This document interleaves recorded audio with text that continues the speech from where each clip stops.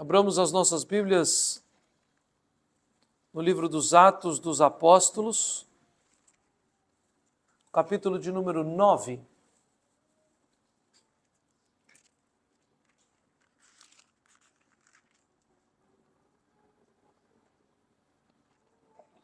Do versículo de número 1 ao versículo de número 19.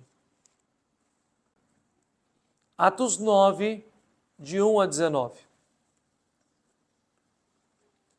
Saulo, respirando ainda ameaças e morte contra os discípulos do Senhor, dirigiu-se ao sumo sacerdote e lhe pediu cartas para as sinagogas de Damasco, a fim de que, caso achasse alguns que eram do caminho, assim homens como mulheres, os levasse presos para Jerusalém. Seguindo ele estrada fora, ao aproximar-se de Damasco, subitamente uma luz do céu brilhou ao seu redor. E caindo por terra, ouvindo uma voz que lhe dizia: Saulo, Saulo, por que me persegues? Ele perguntou: Quem és tu, Senhor? E a resposta foi: Eu sou Jesus, a quem tu persegues.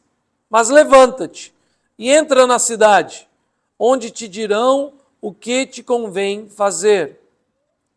Os seus companheiros de viagem pararam emudecidos, ouvindo a voz, não vendo, contudo, ninguém.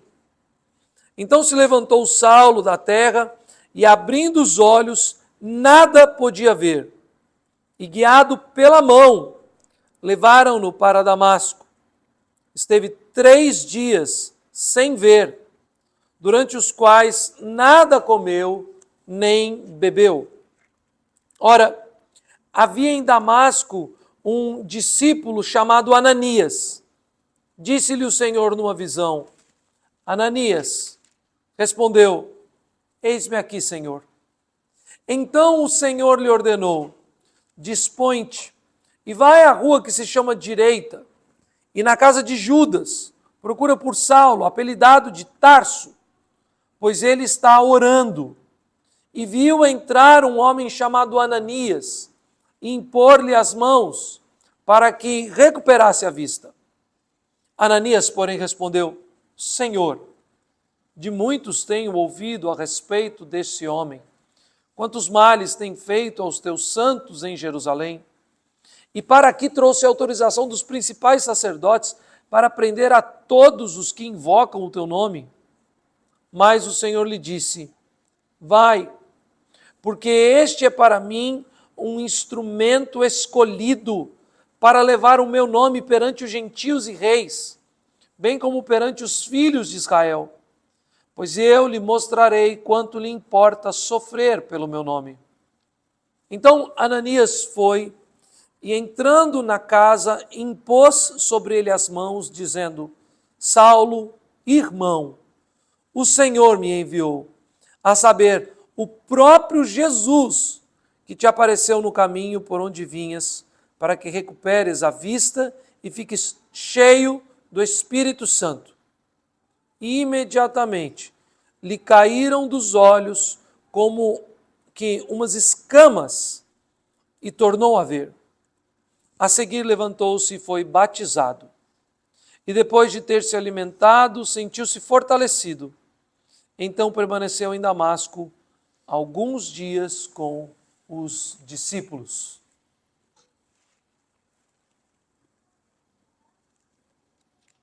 Vamos orar ao nosso Deus. Senhor Deus e Pai Todo-Poderoso, nós louvamos o Teu nome bendito, porque Tua palavra está diante de nós. Desejamos, Senhor, ouvir-te. Abre os nossos ouvidos, abre os nossos corações. Assim nós te imploramos em Cristo Jesus. Amém. Uma das coisas mais importantes é entender o porquê cada texto é colocado neste lugar, neste tempo da história, e como o Senhor conduz os leitores do texto em seu contexto original. Lucas, discípulo do apóstolo Paulo, médico, famoso, conhecido na igreja do primeiro século. Não era ele apóstolo, mas o Senhor o capacitou espiritualmente, fazendo com que ele registrasse 2 capítulos de uma mesma história. O primeiro capítulo, o Evangelho de Lucas. O segundo capítulo, o livro dos Atos dos Apóstolos. Ou o Evangelho de Lucas e o segundo Evangelho de Lucas. O que Lucas faz, na verdade, é mostrar desde os pais de João Batista, contando a história de Zacarias, Isabel, dando o belíssimo relato da vinda do anjo para se encontrar com Maria e revelar-lhe o nascimento virginal de Jesus. Depois, ainda no comecinho, contando a história da ida de Jesus ao templo e quando Simeão profetizou sobre ele e se alegrou no Senhor. Essa história é linda. Os 2 primeiros capítulos de Lucas são emocionantes. E não bastasse isso, mesmo, meus irmãos, com todo amor e carinho, lhes dizendo que eu não tenho, assim, este apego, essa inclinação ao calendário litúrgico de dedicar somente o fim de dezembro para a celebração do nome de Cristo, mas nessa época do ano, quando a Praça Solon de Lucena se enche de luzes e as lojas começam a preparar as grandes ofertas de Natal, nós que vivemos nesse mundo, nos dedicarmos a ler Lucas é, sem dúvida nenhuma, um deleite real do nascimento de Cristo Jesus, do grande e maravilhoso ato de Deus em fazer o seu Filho se encarnar e habitar entre nós. Depois, na segunda parte, Lucas mostra o resultado do ministério de Cristo na vida da igreja. E diferentemente do que muitos pensam, e até o nome do livro, né? O livro dos Atos dos Apóstolos, ele deveria ser reconsiderado.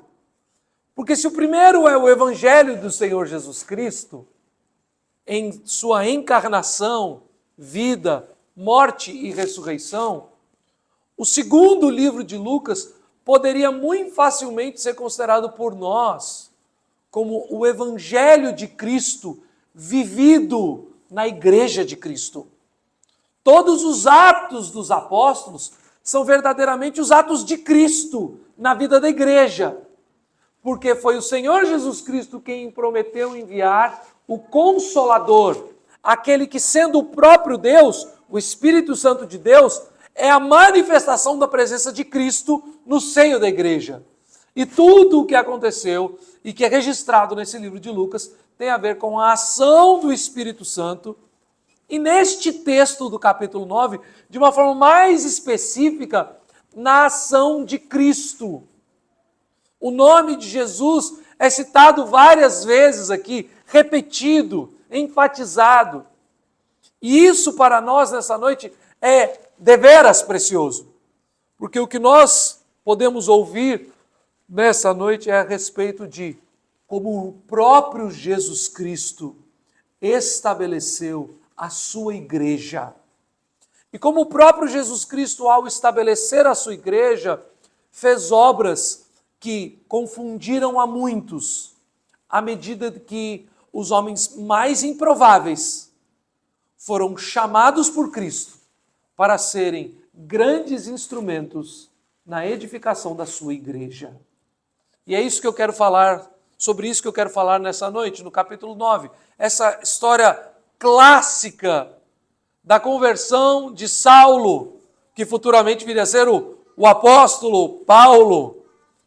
ele fala exatamente sobre como Cristo confunde o mundo, chamando para si pessoas improváveis para serem nas suas mãos os pilares da edificação da sua santa igreja.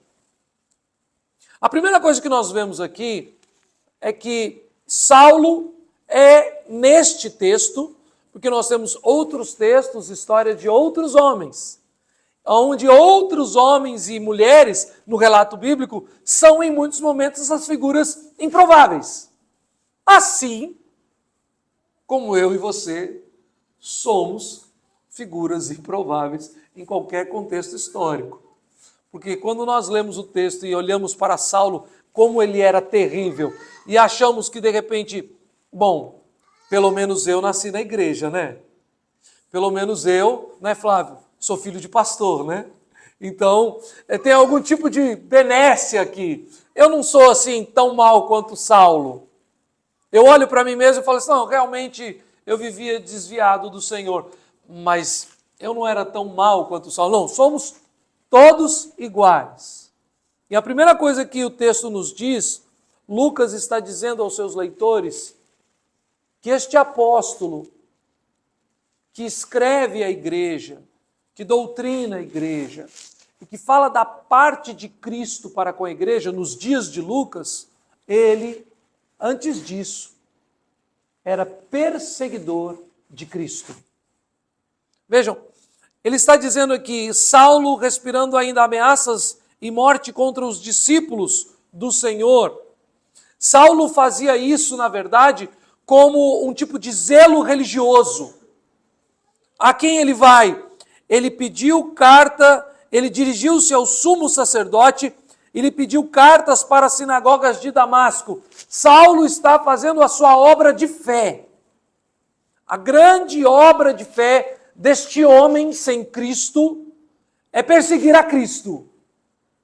Qualquer religião humana que não seja a religião cristã bíblica, ela é automaticamente inimiga da fé cristã bíblica. E Saulo, sendo um homem zeloso, um líder religioso, não toma nenhum passo sem a devida instrução. Ele não é um rebelde sem causa. Saulo não é um homem que toma em suas mãos uma bandeira reacionária. Ele é um religioso, zeloso, prudente. Para ir a Damasco, ele vai ao sumo sacerdote. Ele pede a devida autorização, e não só isso, ele pede para que o sumo sacerdote redija cartas, dando autoridade a Paulo para ir em cada uma das sinagogas da região, e para que, encontrando aqueles que se chamavam, na época nem se chamavam cristãos, que eram os do caminho, aqueles que diziam que seguiam a religião do caminho, ou seja, os discípulos de Jesus, os discípulos do Senhor, como diz Lucas, ele pudesse então prendê-los e levá-los presos de volta a Jerusalém. Essa é a intenção, entre aspas, pura, entre aspas, santa, entre aspas, digna deste homem, entre aspas, religioso. O seu desejo é fazer o bem, é purificar o povo de Deus. Vejam, nos dias de Jesus, dizem grande parte dos estudiosos do Novo Testamento, muito provavelmente nunca houve no meio do povo de Israel tanta pureza ritual dos cultos, do zelo, da adoração, das festas, dos dias sagrados, como nos dias de Jesus, como no primeiro século da era cristã. Não havia qualquer sinal de altares a deuses pagãos, o que em vários outros contextos históricos, veja, nos dias do rei Salomão, eram espalhados por toda a terra. Talvez muito parecido com o que aconteceu de forma genuína nos dias do rei Josias, agora nesses dias do primeiro século da era cristã, havia também, agora não de forma genuína, mas de uma forma legalista, farisaica, um preparo, um desejo de purificação. Tanto é que João Batista, sendo ele filho de um sacerdote, ou seja, da linhagem levita e da linhagem de Arão, quando completou a idade para ser consagrado ao ministério levítico, o que ele faz? Vai ao deserto e começa a batizar. E sendo reconhecido como autoridade religiosa naqueles dias, o povo que vivia um contexto histórico de muita purificação e consagração de suas vidas às obras de Deus, segue João Batista e é por ele batizado, muitas vezes ali às margens do Rio Jordão. Esse é o contexto de Saulo. Mas aquilo que aos seus olhos lhe parece zelo religioso é inimizade contra Deus. Então, no caminho para Damasco, o Senhor fala do céu. Seguindo ele, estrada fora, ao aproximar-se de Damasco, subitamente uma luz do céu brilhou ao seu redor. E caindo por terra, ouviu uma voz que lhe dizia: Saulo, Saulo, por que me persegues? Ele perguntou: quem és tu, Senhor? E a resposta foi: eu sou Jesus, a quem tu persegues. A fim de trabalhar este homem improvável, esse religioso de coração duro, e que na sua religiosidade humana perseguia de fato os discípulos de Jesus, Jesus se apresenta a ele de uma forma extraordinária e vem lhe confrontar. E duas são os principais argumentos ou formas de o Senhor Jesus confrontar a Saulo. A primeira deles, ele se apresenta com glória. Há uma grande luz ao redor de Saulo. O poder e a manifestação da presença de Deus é tão grande que ele cai em terra. É muito mais forte, muito mais poderoso, impactante do que qualquer homem, o mais religioso, o mais forte, o mais preparado, possa suportar. A mera presença de Deus, seja numa manifestação rápida da sua glória, nenhum homem pode suportar. Lembrem-se bem do que aconteceu com Moisés. Quando Moisés desce do monte, depois de ter passado cerca de 40 dias na presença de Yahvé, e com as tábuas nas mãos, ele coloca um véu sobre o rosto. A posteriori, o véu era usado para que o povo não percebesse que a glória de Deus que estava em sua face desvaneceu e ele pudesse manter a autoridade. Mas, de forma primária, o que aconteceu foi que Moisés esteve por tanto tempo diante da glória de Yahvé, que o seu rosto agora resplandecia a glória de Deus, e isso feria os olhos dos homens. Ninguém conseguia olhar para ele. Era algo muito além da sua capacidade humana. Então se colocou um véu sobre Moisés. De uma forma semelhante, a glória de Deus se manifesta. E o reconhecimento que aquilo era uma manifestação nítida da glória de Deus se dá quando o próprio Saulo indaga: Senhor, quem és tu? Senhor, quem és tu? Ele sabe que ele está diante de Deus. Ele sabe que ele está diante de alguém que tem grande autoridade. Ele reconhece essa autoridade. Mas mesmo reconhecendo a glória de Deus, e mesmo reconhecendo a autoridade de Deus, ele não conhece a Deus. E ao lhe responder, quando ele pergunta: quem és tu, Senhor? E a resposta foi, versículo de número 5, eu sou Jesus, a quem tu persegues. A segunda forma de confrontação de Cristo contra Paulo, ou Saulo, né? A gente vai ter sempre essa dificuldade, né? pregando o texto que o chama de Saulo, e não pular adiante já, chamando-lhe de Paulo. Mas a segunda forma do Senhor lhe confrontar é revelando o seu nome e revelando-lhe o seu pecado. Aquilo que lhe parecia prudência religiosa, santidade, zelo, era na verdade pecado. E Jesus diz: você não persegue os meus discípulos. E é muito interessante isso. Vocês já me ouviram falar aqui várias vezes na nossa igreja. Sabem que eu gosto as palavras que completam ou que confrontam umas às outras o texto, porque diz no versículo 1 que Saulo, respirando ainda ameaças contra os discípulos. E Jesus diz: você persegue a mim. Saulo é confrontado com a glória de Deus, com a voz de Cristo.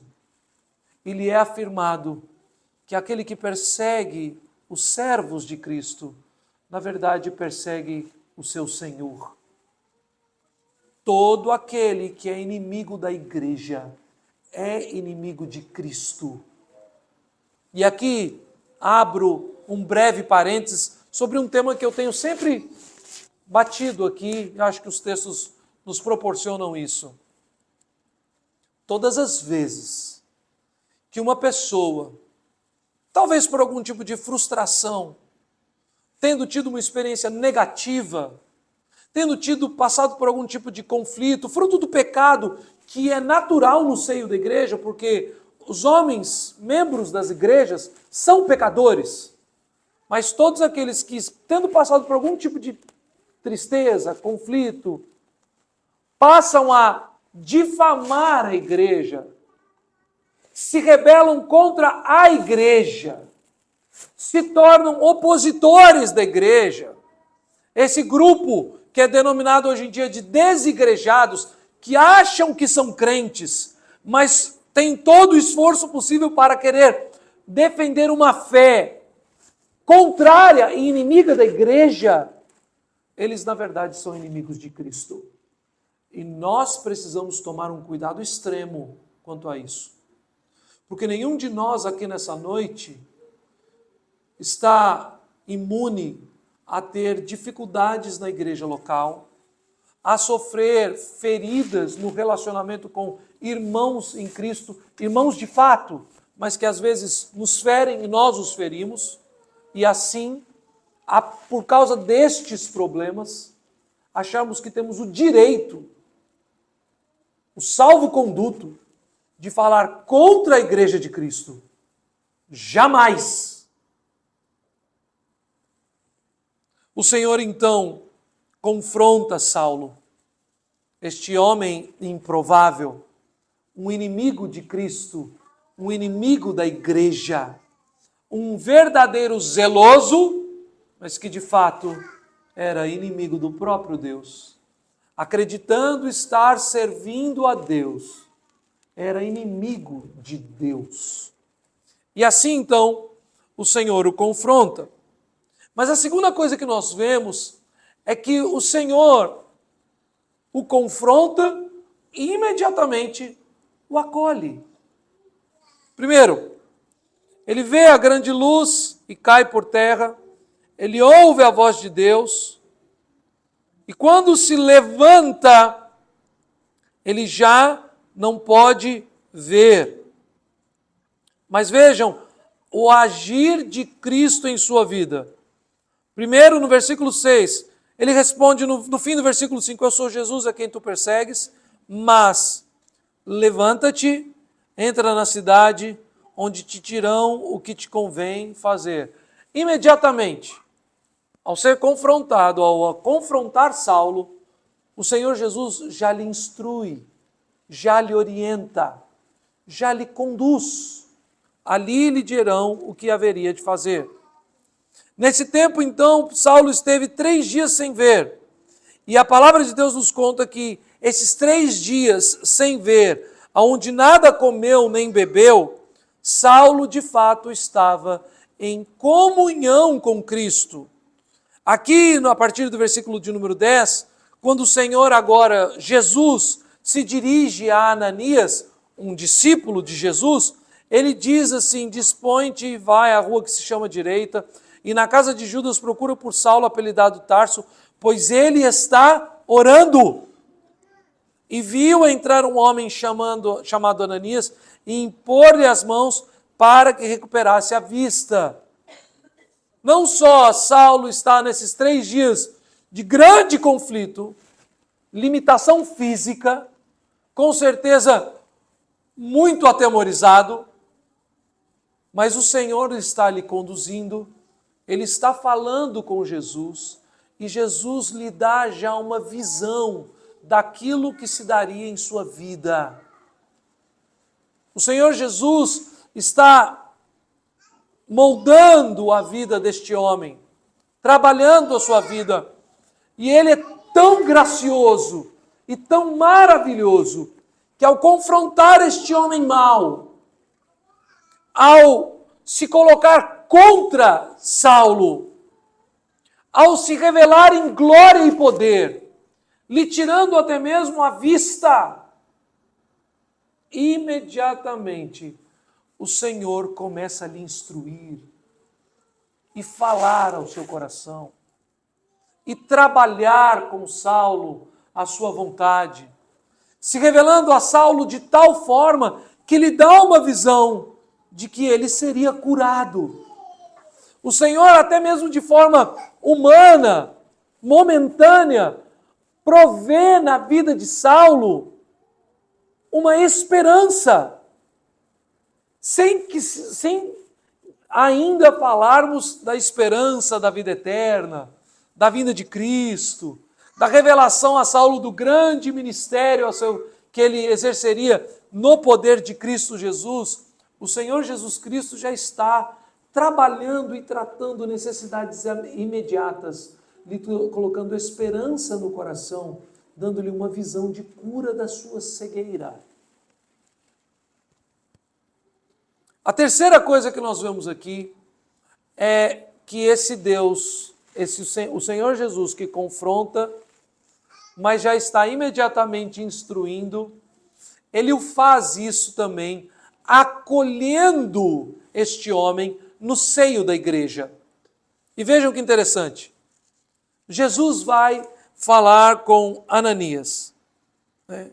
Aqui nós temos o versículo 10 dizendo: disse-lhe o Senhor numa visão. Aí você está aqui lendo o nome Senhor, certo? Mas depois você vê que Ananias, quando foi entrando na casa e disse que o próprio Jesus que te apareceu no caminho por onde vinhas, para que recuperasse a vista e fique cheio do Espírito Santo. Quem lhe enviou? Jesus. Ele está dando título de senhorio à pessoa de Cristo. Cristo é o agente ativo de todo este texto. Não é Saulo. Esse texto não é sobre Saulo. Este texto é sobre Cristo. Cristo o confronta, Cristo lhe instrui, Cristo lhe dá esperança, e Cristo agora está num processo para acolher Saulo no seio da igreja. Primeiro, ele manda Ananias. E Ananias, veja que interessante, há muito a se aprender a respeito das nossas orações diante de Deus com as falas de Ananias.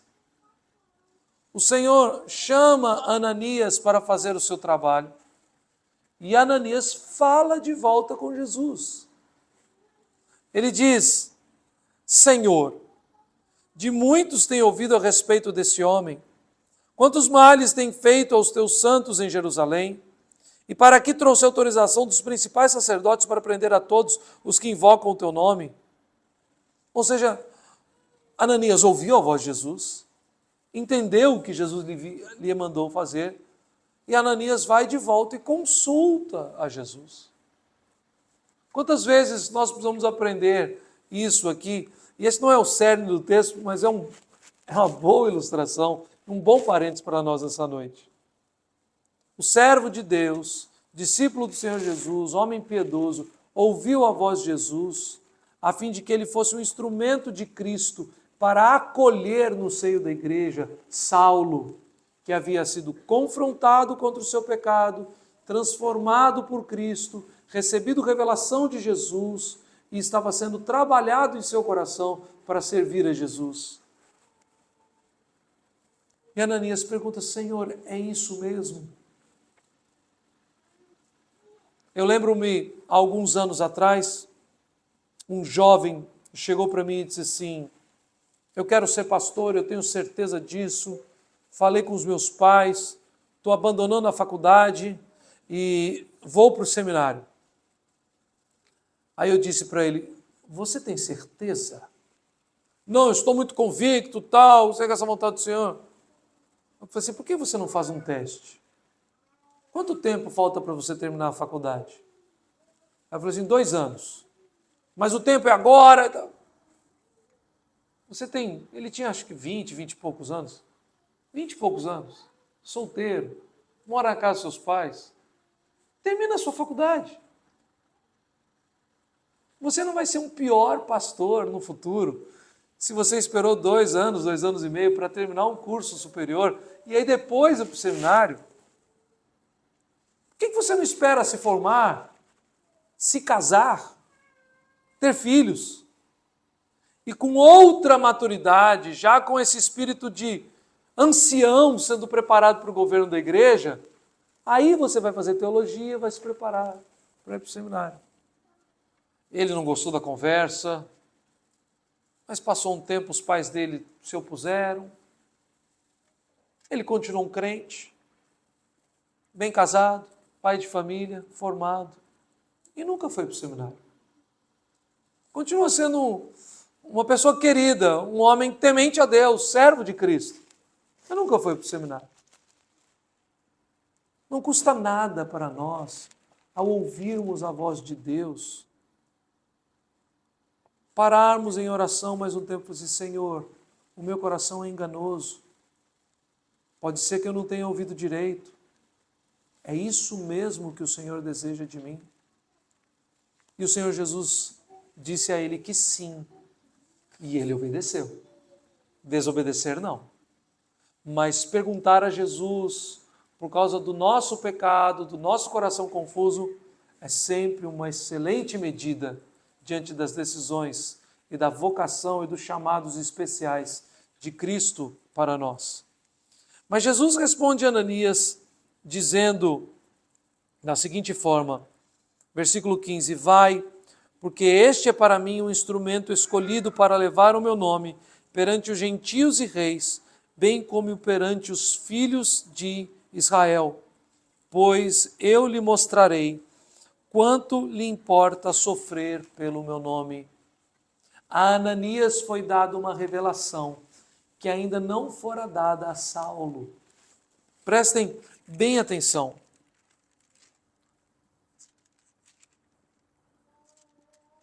Capítulo de número 13. Abram lá comigo. Atos 13. Alguns anos se passaram e agora Saulo não está mais em Damasco. Saulo agora está na igreja de Antioquia. Diz assim: havia na igreja de Antioquia profetas e mestres: Barnabé, Simeão, por sobrenome Níger, Lúcio de Cirene, Manaém, Colasso de Herodes, o tetrarca, e Saulo. E servindo eles ao Senhor e jejuando, disse o Espírito Santo: separai-me agora Barnabé e Saulo para a obra que os tenho chamado. Então, jejuando e orando, e impondo sobre ele as mãos, os despediram. Anos depois, o Senhor confirma no seio da igreja a obra missionária que ele tinha preparado para Saulo. Aqui ainda o texto sequer o chama de Paulo. Aqui ainda ele era chamado de Saulo. Mas da mesma forma que o Senhor revelou a Saulo que Ananias entraria em sua casa para lhe curar a cegueira, o Senhor, de forma especial, revela a Ananias que tinha decidido fazer uma grande obra em seu nome na vida de Saulo. Só que há um detalhe. Este homem imponente, cheio de autoridade, confrontado e humilhado pela presença de Cristo Jesus, agora vai para um ministério diferente daquilo que a gente imagina. Quando ele disse: pois eu lhe mostrarei o quanto lhe importa sofrer pelo meu nome. Alguns anos atrás, já faz um tempo bastante grande, eu já não sou assim tão novo quanto eu penso, mas um amigo norte-americano falou assim: olha, estive num congresso tal, e fulano de tal, grande, famoso homem, deu testemunho de que Ringo Starr não, perdão, o George Harrison, guitarrista dos Beatles, se converteu. E que agora ele é um crente no Senhor Jesus, e que ele tem estudado a Bíblia, e que tem frequentado a casa de George Harrison para estudar a Bíblia com ele e ouvir sobre Jesus. Eric Clapton não, eu esqueci o nome, é um muito guitarrista para pouca história, né? Ele está falando Elton John, que nem guitarrista é.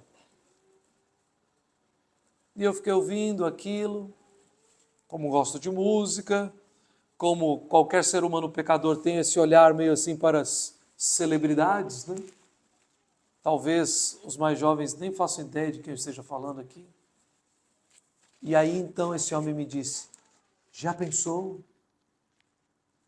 quão poderoso seria a pregação do Evangelho se Elton John se convertesse e começasse a compor hinos de louvor?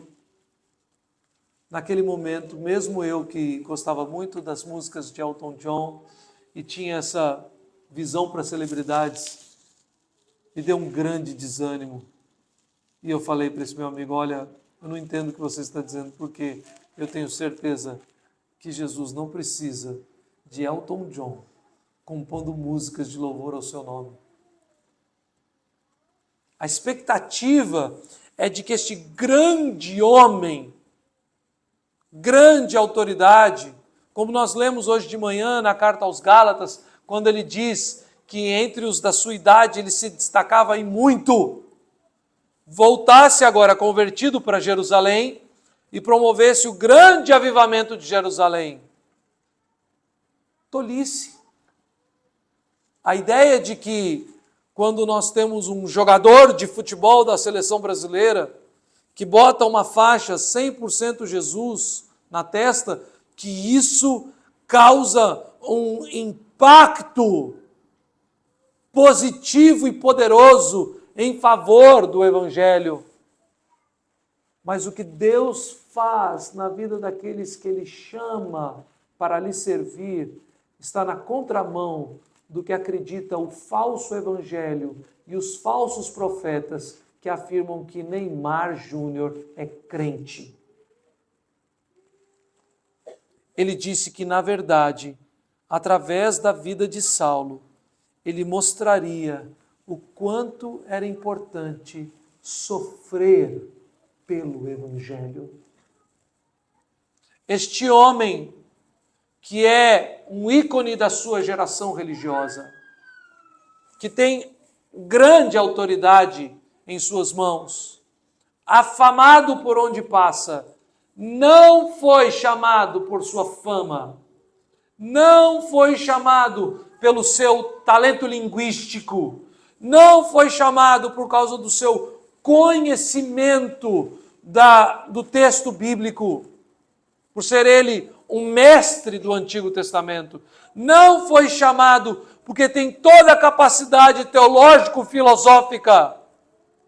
A vocação de Cristo para aqueles que Ele usa na vida da sua igreja é uma vocação de sofrimento. O Senhor Jesus Cristo já deixou isso claro no texto do Evangelho de Mateus, quando lá no final das bem-aventuranças, ou seja, boa é a jornada, abençoado é aquele que em meu nome for perseguido e sofrer todo tipo de injúria, angústia, perseguição, maledicência. Bem-aventurados são aqueles que são, em o nome de Cristo, perseguidos. À luz do texto das bem-aventuranças, o que Jesus está dizendo a Ananias é que eu chamei este homem e eu farei de Saulo um bem-aventurado. E ele vai entender o que de fato é ser um homem zeloso e entregue nas mãos de Deus. Porque o verdadeiro homem zeloso, piedoso, santo e entregue nas mãos de Deus, ele tem que ser verdadeiramente o imitador de Cristo. E não há ninguém neste mundo que tenha sofrido mais pela igreja do que o próprio Filho de Deus, o Senhor Jesus de Israel. A vocação deste homem, então, ela é maravilhosa. Ele é acolhido no seio da igreja. Lhe é revelado, ou revelado a Ananias nesse contexto aqui, o que este homem faria, instrumento precioso. Imediatamente, então, Ananias entra na casa dele, ou na casa de Judas, impõe as mãos sobre Saulo, cura este homem e derrama sobre ele o Espírito Santo de Deus. Esta é a obra de Cristo na vida daqueles que ele chama para serem pilares na sua igreja. Pode ter certeza, meu irmão, e eu não sei o tamanho, a medida, o cálculo técnico do pilar que Deus está usando para a sua vida. Mas todos os homens desta igreja são chamados a serem pilares nessa igreja, sustentando as suas casas com uma vida entregue de submissão a Cristo, morrendo para si mesmo e vivendo Cristo em seus corações. Todas as mães desta igreja são chamadas como pilares na vida dos seus maridos, sendo auxiliadoras idôneas, sustentando-os mutuamente, criando e educando os seus filhos na admoestação do Senhor. Eu disse, eu não sei o tamanho do pilar. Se Cristo é de fato o pilar e o sustentáculo da igreja, é como se ele fosse uma coluna infinita e nós fôssemos uns pilarezinhos desse tamanho assim. Mas nem por isso o Senhor Jesus deixa de nos chamar para a obra da sua igreja. Ele faz isso conosco, nos confrontando em nossa jornada e revelando a sua glória diante de nós, a fim de nos humilhar diante dos nossos pecados e revelar a Cristo em nossas vidas. Ele faz isso com nossas vidas também. Já imediatamente quando nos humilha, nos confronta, nos chama ao arrependimento, nos dando a mão, nos sustentando, falando ao nosso coração. O Senhor Jesus Cristo faz, mandando que a sua igreja, os seus discípulos, acolham os novos convertidos. Por maiores que sejam os pecados daqueles que em Cristo se arrependeram e foram lavados de cada um deles.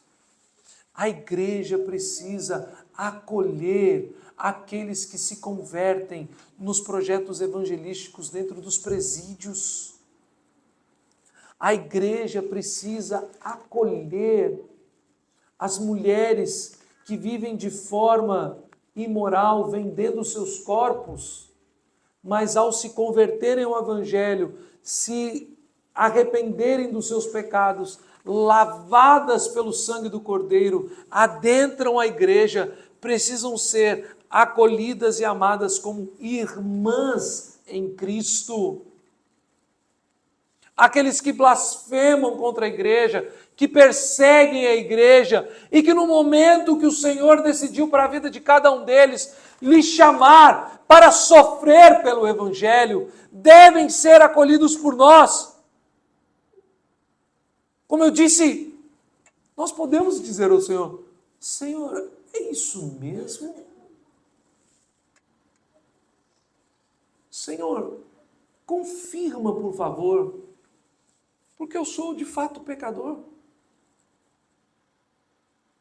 Ajuda o meu coração, não me deixa tropeçar, mas o Senhor haverá de responder muitas e muitas vezes: é isso mesmo, vai lá, é um servo escolhido e eu farei uma grande obra na vida desta pessoa. Essa é a manifestação da obra de Deus. E o sinal de todas essas coisas é que, ao final, lhe caíram as escamas, ele recebeu o Espírito Santo, lhe caíram as escamas dos olhos, ele voltou a ver e foi batizado. Meus irmãos, este texto, no contexto original, ele tem um peso muito diferente. Leiam, por exemplo, na carta aos Filipenses, no capítulo de número 1, quando o apóstolo Paulo afirma que, pelo fato dele estar preso, muitos outros líderes da igreja, pregadores do evangelho, começam a querer refutar o ministério de Paulo e desmerecer todo o seu trabalho.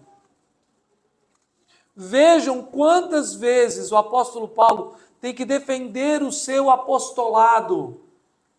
Veja a postura do apóstolo Paulo na carta aos Coríntios, principalmente na primeira carta, confrontando aquela igreja porque eles haviam negado o apóstolo Paulo e acusavam o apóstolo Paulo de ser algum tipo de apóstolo de menor importância.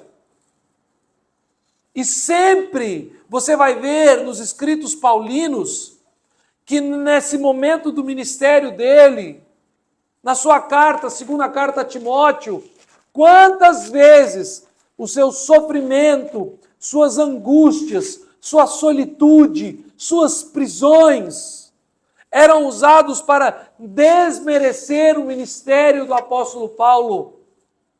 O que Lucas está fazendo ao dar esse relato no capítulo de número 9 do livro dos Atos é mostrar que da mesma forma que aquele que persegue os discípulos de Jesus está perseguindo a Cristo, todo aquele que negar a autoridade de um apóstolo de Cristo, de um servo de Cristo, da palavra de Deus, está em última instância negando a Cristo, negando a Deus.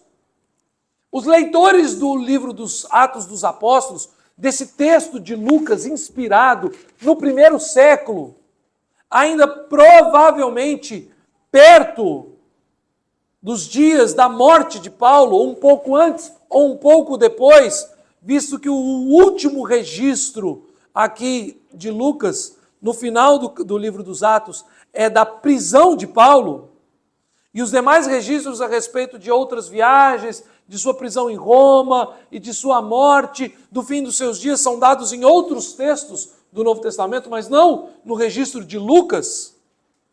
Então, muito provavelmente, todo o registro que se faz aqui, se faz sobre Pedro, se faz sobre Paulo, se faz sobre outros personagens da história da igreja do 1º século, é para que nós possamos ver que os atos dos apóstolos nada mais são que os atos de Cristo. É Cristo. São os apóstolos de Cristo. São os servos de Cristo. É a igreja de Cristo. É a palavra de Cristo. E ai daquele que se escandaliza, que refuta, que diz que não é bem assim. Não nos faltam hoje, eu tenho que colocar isso no lugar certo. Não contem para a Juliana, por favor. Kelson, edita aí, né? Essa é uma das frases mais ditas aqui no domingo à noite. Kelson, edita essa parte. Né? Não nos faltam hoje falsos profetas. Existem muitos deles entre os batistas, entre os metodistas, entre os assembleianos e entre os presbiterianos. Não se iludam.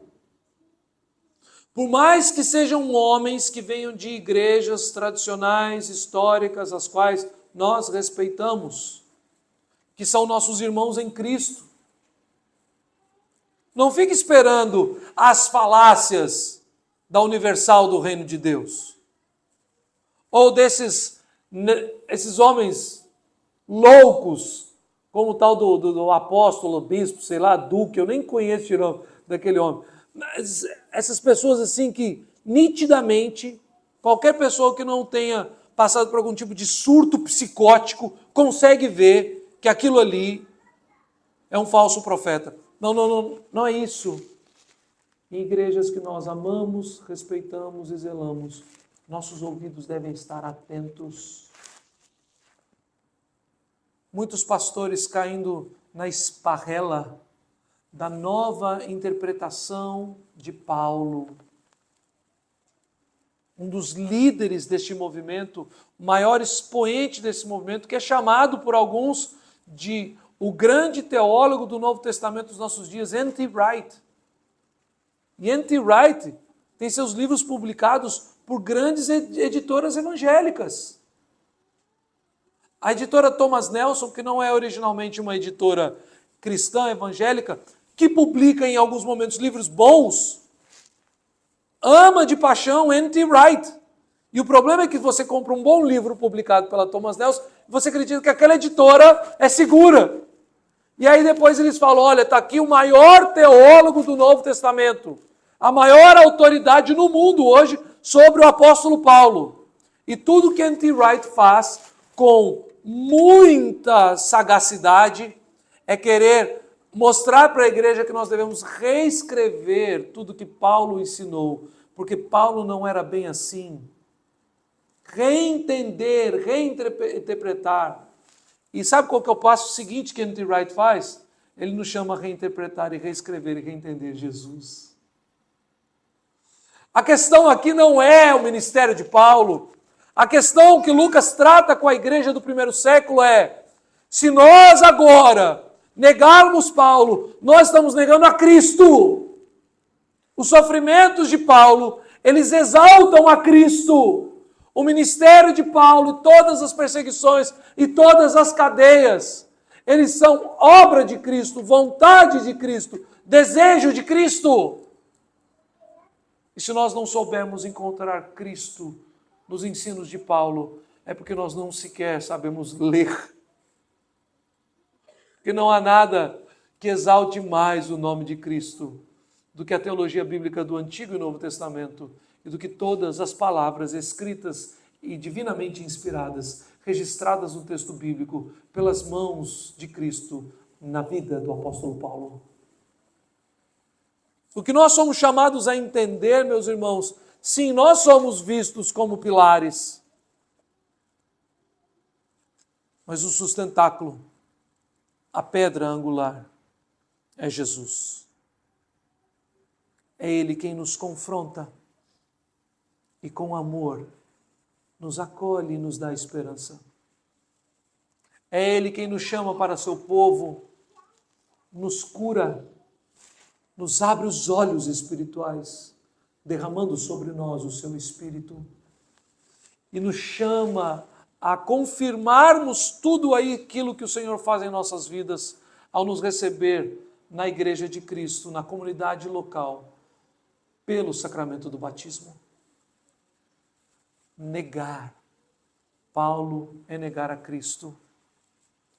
Será que podemos dizer que negar a minha conduta, a minha pregação, a minha expressão de fé, o meu testemunho, o meu zelo, negar as minhas atitudes de cuidado, de amor na criação dos meus filhos, negar todo o zelo, cuidado e proteção que eu tenho para com a minha esposa, seria também negar o nome de Cristo?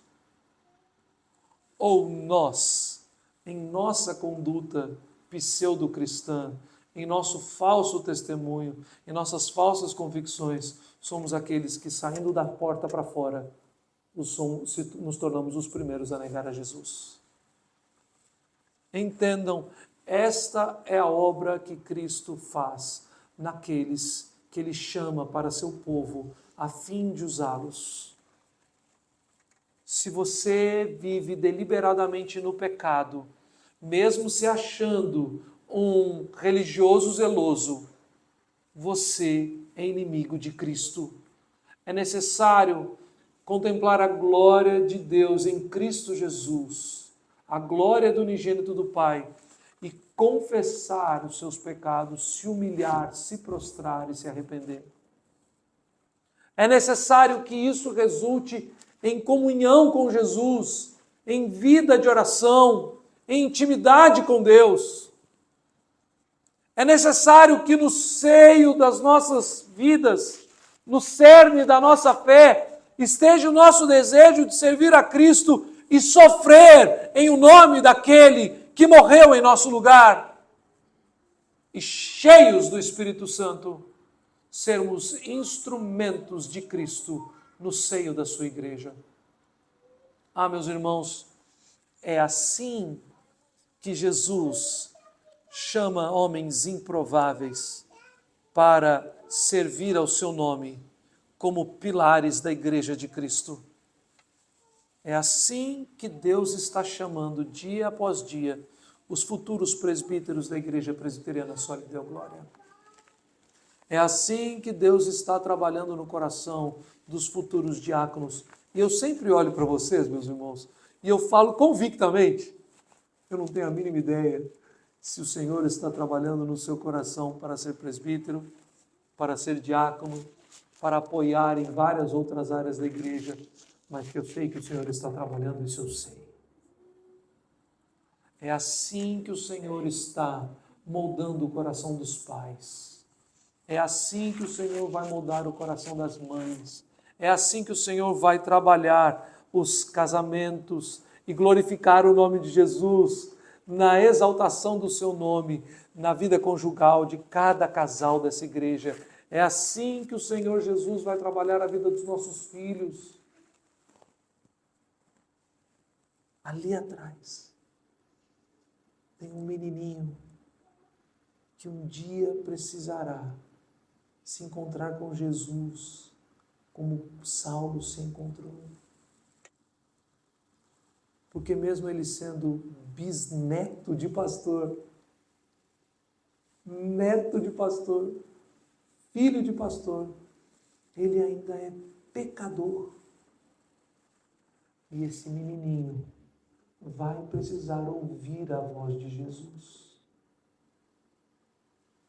e confessá-lo como Senhor e Rei, e ser cheio do Espírito Santo para poder se transformar num instrumento para a glória de Deus.